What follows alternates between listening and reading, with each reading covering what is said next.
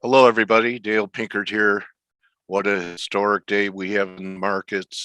Probably haven't seen markets like this. We'd have to talk to our fathers, that were around. I don't know what the markets did in 1939 when Hitler went into the Sudetenlands. And remember, David, that's all he wanted back then, too, was just one more little piece of land. So great to have you back, David, on a historic day.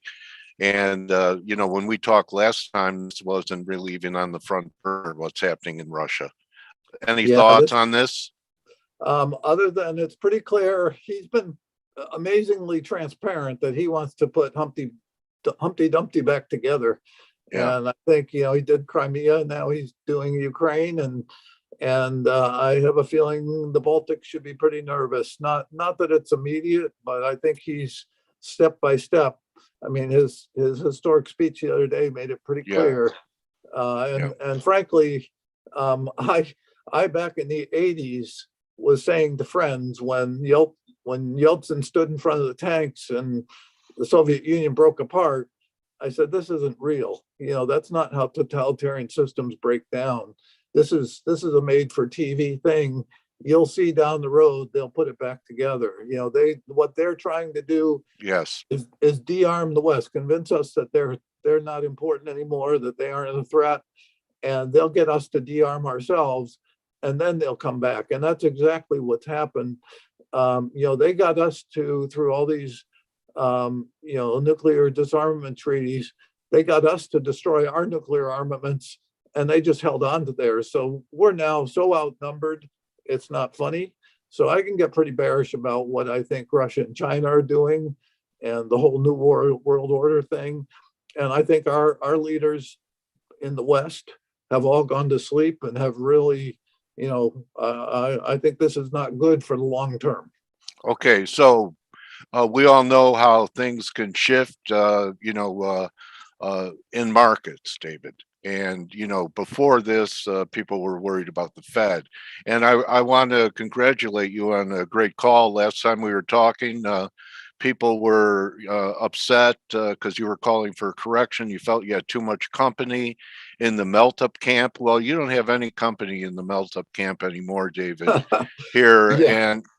And I know even back then, what it's tough to call. I thought it might just pull back to the prior high we had in 21. And you said, 44, 4,300. And then I caught a tweet after we had a bounce where you were still thinking that we could have this melt up, but you had a caveat that we could get one more low before that occurs. Are we witnessing it here? Because there are some counts that said this was like a 4, and this could be completing this whole first wave. And the next question is it a bear market rally, or does a David Hunter scenario helped up begin, squeeze it in between all the rolling crises we're going through? Yeah, I have to say, I was hopeful even up through yesterday that we were going to retest the lows of January 24th and go from there. And I'm going to get beat up today when I go on Twitter. I haven't been on yet because people are going to say you missed it. But this was always a possibility. I view this as just an extension of the correction. Obviously, it's news driven by what's going on in Ukraine, but I'm still in the melt up category. You're right. I'm going to be pretty lonely there. I still believe there's another very, very steep leg ahead. This may stretch it out through the summer. I don't know. Could still happen faster than that. What I think is going to turn out to be bullish here is I take credit for this one. When everybody was getting bearish about bonds and was talking about Fed tightening and five hikes and then 6 hikes and 7 hikes this year. We got to your yield target, David. I think close to it. You were talking last time, and I know a lot of my guests are surprised. I remember everything they say. I don't take notes, but you're looking for about 205 to 210. Yeah, and then I said I thought we were going to probably fool around in that area, but I took a look I don't know, several weeks ago, maybe a month ago, and a little, yeah, actually, it was probably 2 months ago that I started talking about a shift in the tightening narrative that we're going to see, and it takes time, and I think this is going to help drive it.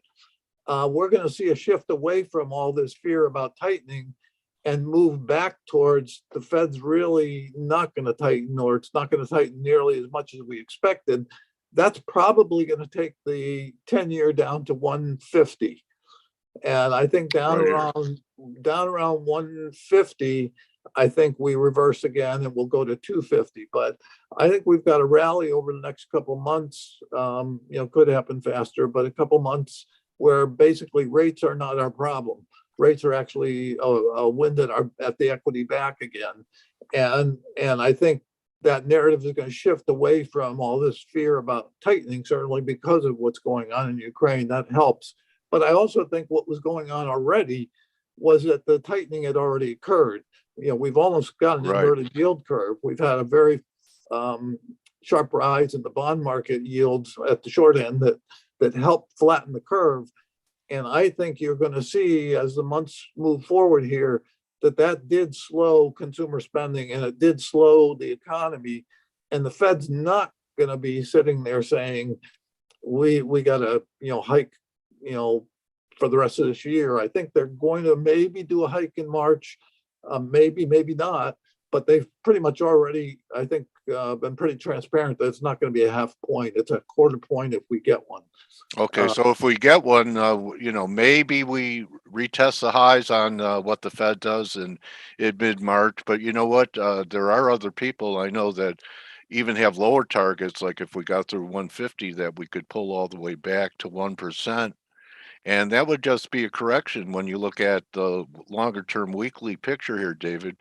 Why can't we pull back to 1%? And maybe, as people abandon the Fed tightening cycle, that could be the jet fuel for the market to recover, because the market is an inflation hedge, right? Yeah, it is. And I will say I'm not in that camp where we go back to 1%.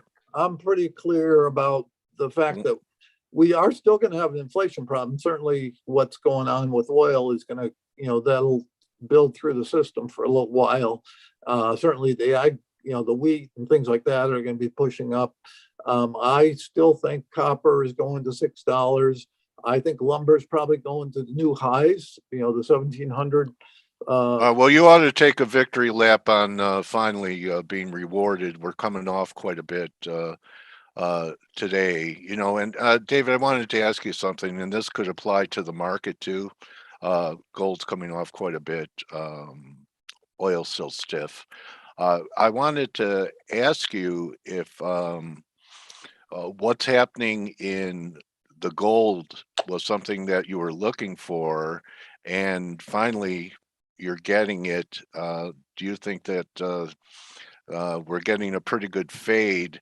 Oh, I remember several war scenarios, David, and I talked about this to my listeners on Monday, that the best thing to do is to wait for hostilities to begin. And I've seen many times, even going back to the first Gulf War, oil's rallying into the invasion, gold's going up into the invasion, stocks are selling off, bonds are selling off. And then on the commencement of hostilities, they flip and reverse sometimes. And it looks like I'm getting that kind of action here in silver right now. And you know what? The S&Ps are trying to dig their heels in too. So could this be one of the biggest, and it's a sad buy the rumor, sell the fact in some of these markets, like a low in S&Ps and short-term highs in oil? Because oil. I absolutely agree. I think that's what I would expect. I don't know how fast we turn here, whether it's going to reverse today or but I think we're at the end of a correction, not the beginning for equities. And I do think that what we're going to see is that people forget how much has already happened in the equity markets over the last year, really, but over the last couple months. Here's an example. David, here's an example. Your family, you know, you learn a lot from your family, right? So my sister has a pretty big 401k. And she called me yesterday panicking. Oh, Dale, I don't know what to do. And she's down 7% from her high water mark. And she goes, I've lost this. I go, you haven't lost anything. You've been in the sweet spot of bull markets and performance 3 years in a row that I don't think we've ever seen in history. So people are panicking, just giving back profits. I mean, go back to Yep. when Trump was elected, you know, where, or even back to we thought we were high before COVID.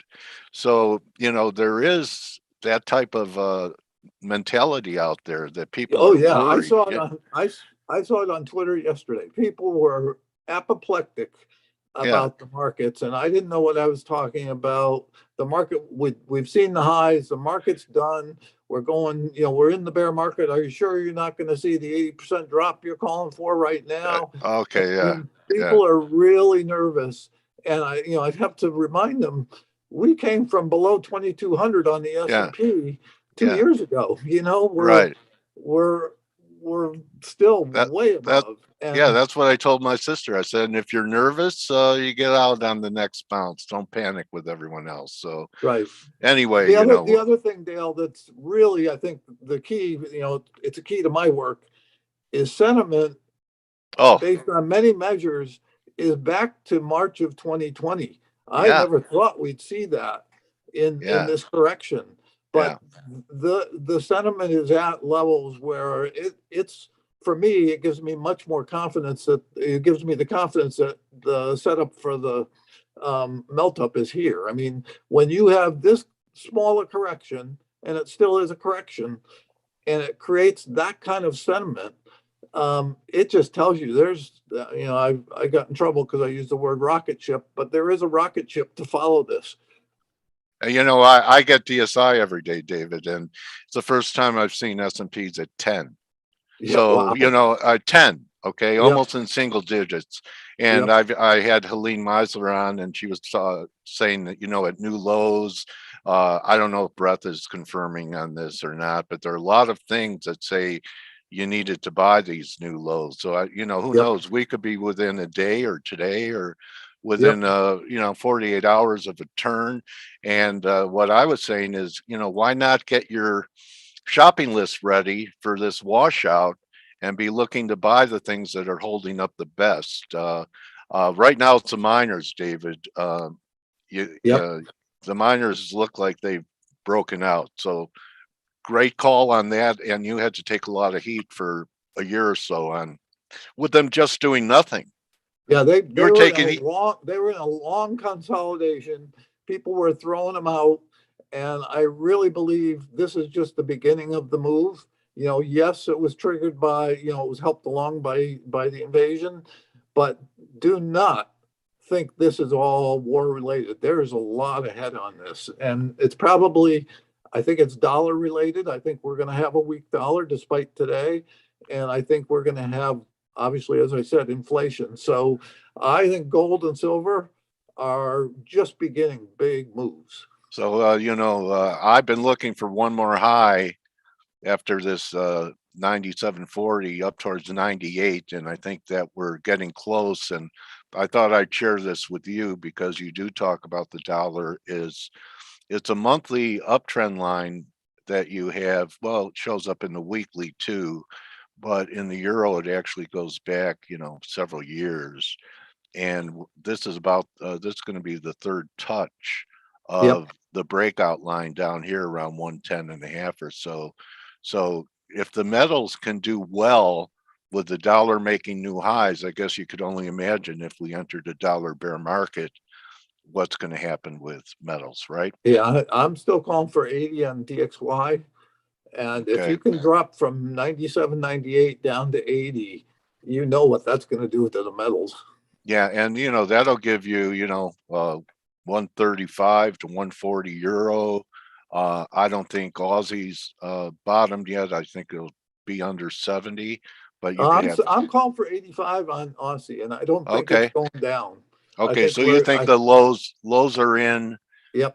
from it was only a week ago. Okay. So, you have this little double bottom. I thought we might wash one more time, but Yeah, we I could, have the we could do I have the that. wheelbarrow out for Aussie and Euro. Okay, I Yep. think those will be the two fiats to be in during this time frame. Uh, what do you think about oil, Dave? That was something you said you thought that the cycle had peaked. I don't know if the oil shares are doing as well as the commodity itself. Yeah, I don't know what they're doing today, but I was, I've called the peak from 85, and so I've been Yeah, wrong. It's continued to push up, and obviously it's being, moved now by what's going on. But I still am not, I didn't put it out yesterday. I was gonna put something out yesterday saying everybody I hear says the two groups they're buying that they love are financials and oil. The two right. groups I don't like right now are financials and oil. Yeah. Yeah, This, I this, could be wrong on oil because obviously geopolitics plays a big role right now, but I still think there's a possibility to see oil back to $60, and I keep saying when the bust hits, which is later, late this year, I think, oil can go down into the 20s again. So, or certainly just below 30. So, well, Iran could come back online. China might have more lockdowns after the Olympics with COVID spreading and their zero tolerance. A lot of guys I talk to, Dave, are saying that the economy is weakening. There are a lot of things that are showing economic weakness, which is, they're pushback on the Fed while you're tightening into what is already a subdued economy. So, what do you think about that? well, that's my story. That's what I was saying. The tightening narrative that's been in place, I think, is going to go in reverse because I think the economy is weaker than anybody realizes, including the Fed. And I think the data going forward, not every data, point, but a lot of the data going forward is going to confirm that the economy is getting weaker, not stronger. Now, you can, you have a little bit of a conflict there because at the same time that's going on, we may have a reopening story again with Yeah. Omicron rolling over. So it's going to be a little tricky for the Fed, but I think people are jumping the gun to think tightening is the story. Well, I know one of your favorite groups has been the semis, and Yep. you're super bullish on semis. Any levels that you're looking at? Did Yeah. you think that you would have that when we were up here that you'd be able to buy it down here? Did you have any levels in mind when you were thinking about coming back into semis? Yeah, well, it was at 250 at the lows, going back, I think, to Okay. January 24 lows. So I'm looking at SMH. SMH was 250. The, It today looks like it got down to just below 247 right. and has bounced. I think SMH is going to 400 in the Meltup. Okay. So They're that's a they're, big move. they're And if I'm right, I think we're bottoming as we speak. there is divergences here, Dave. I renamed the RSI. You want to guess what? I know you know what it is in convention. Do you know what I renamed it to? Uh, no. The real simple implicator. And implicator is not even a word, but artistic license. And if you see the RSI is above 30 Yep. at new lows compared to this, it almost looks like a 3 drive. So keep an eye on the semis, guys out there. Dave, it's really been great to, it almost feels like destiny that we're talking in this time window where, You always seem to get me on just at points when I look like I'm an idiot. It's no, like no, I'm saying Dave, things opposite to the market, but I think we're you pretty darn weren't. close. But you weren't last time, David. You felt uncomfortable because everyone was on your melt up bandwagon and people were mad at you at the highs because the correction didn't happen for a few weeks and we Yeah, made a marginal new high. yeah, People I are think the one. always people are always on, unless you're perfect, David. No, And I well, don't, the thing yeah. is, I'm a contrarian's contrarian. I mean, so I expect that. I think the one I was thinking of was when you had me on when gold and silver were Oh, being thrown yeah. out overseas, and yeah, everybody was saying, "How can you be bullish? This is yeah, going the other way," yeah. and it did reverse pretty quickly after that. Huge reversals as the S&Ps are as we speak, David. Look at this. Yeah, So I yeah, mean, it's not it doesn't have the divergence that the semis do. But what a great day to have you on. I really appreciate it. Is there anything I haven't touched on that you want to close with? yeah. I just because it's kind of off the radar because of what we're seeing today. I just Yeah. want to highlight what I really mean by the melt up. I do think that it's a final. We've been basically in a melt up since March of 2020. We doubled, more Right. than doubled in the Down market. here. Yeah. But I think the final leg is going to be the steepest yet. So from here, I'm calling for S&P to 6,000, and I'm Okay. calling for the Nasdaq to 20,000. So those sound like crazy moves, and I thought we might be there by the end of June. By the second quarter, it probably, because we're coming from a deeper level, probably can be pushed out a month or two. But this is going to be, in my opinion, a rally of all rallies, and people right now can't see that. I mean, all they can see is downside, but I think they have to realize fear is your enemy. When you get this fearful in the markets, it's time to look and see what opportunities are out there. Yeah, especially if you were out and preparing for this to happen anyway. And but you know what? There's only one thing we could control in this business, David, and that's risk. So tell me where your bull bear line is to where you're going to throw the melt up scenario out the window. Is it 3,800? Is it 3,600? Yeah, frankly, and this is hard for people that look at charts to understand, but I get that question on Twitter, and I answer with, it's not how I work. In other words, Okay. I am not looking for levels to break down to tell me to go, because I'm a contrarian. I'm looking at sentiment. So Okay.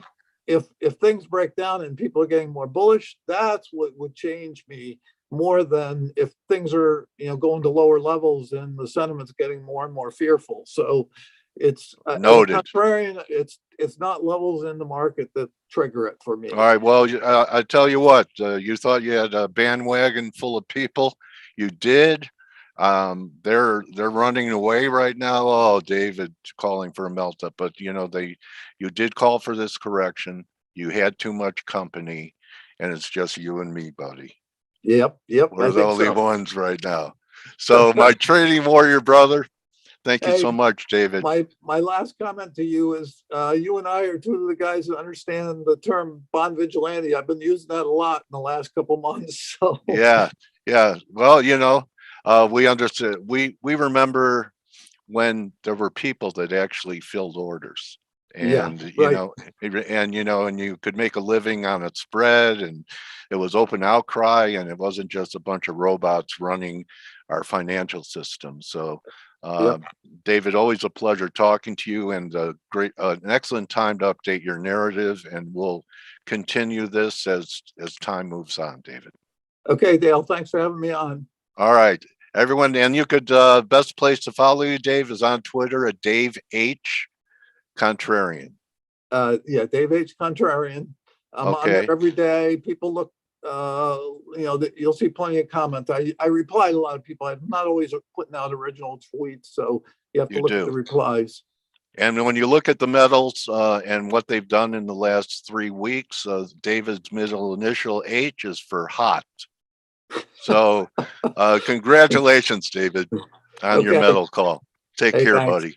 Adios. Take care, hope everyone enjoyed. Adios, everyone. Good hunting. Be careful. And remember, don't just count your pips, count your blessings. We're not having our lands invaded yet. Adios. Thank you, Dave. Thanks, Dale.